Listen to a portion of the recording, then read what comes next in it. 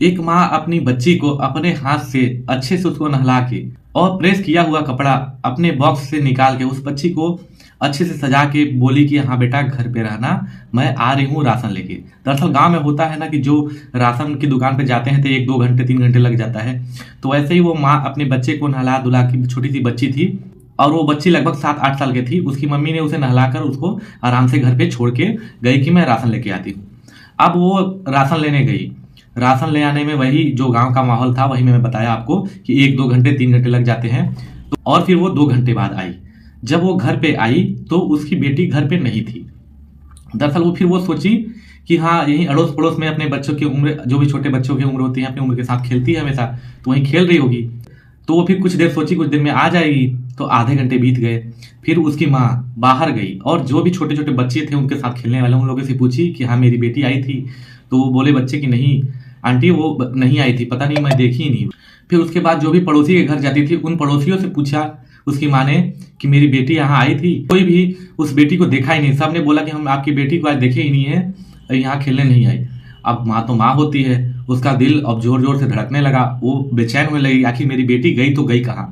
वो यहाँ खेलने के अलावा कहीं और नहीं जाती है। फिर वो अपने गांव वाले मोहल्ले वालों को बताती है। तो जो वहां के कुछ समझदार होते हैं वो सब मिल के उस बच्ची को ढूंढने लगते हैं पूरे गांव में, पूरे मोहल्ले में। लेकिन उस बच्ची का नामो निशान तक नहीं मिलता। उसके बाद सब गांव वाले और उसकी माँ मिलकर जाते हैं पुलिस स्टेशन FIR लिखवाने।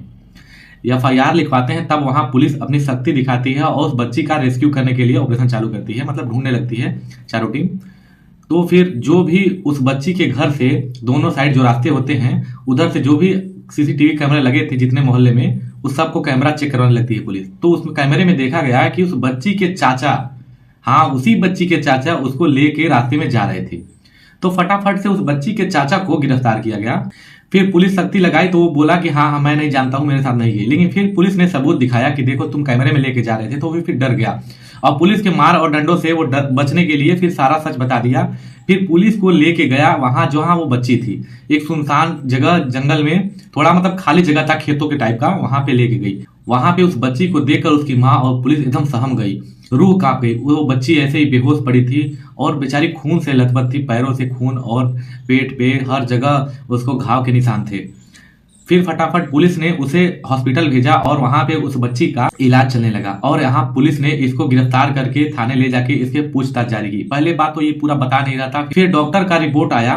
डॉक्टर ने बोला इस बच्ची के साथ रेप हुआ है और रेप भी इतना खतरनाक हुआ है, इतना खतरनाक, उसके चाचा ने ही इसका रेप किया है। फिर डॉक्टर ने बोला कि इतना खतरनाक रेप किया गया है कि मैं बता नहीं सकता आपको खुल के, आप रिपोर्ट देख के ही जान जाइए। पुलिस ने फिर उस रिपोर्ट को देखा तो वास्तव में इतना दिल दहला देने वाला था।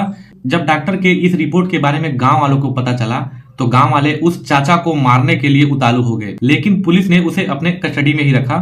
ये मामला 13 जनवरी 2019 का है, जो कि अमिलिया सुल्तानपुर का है।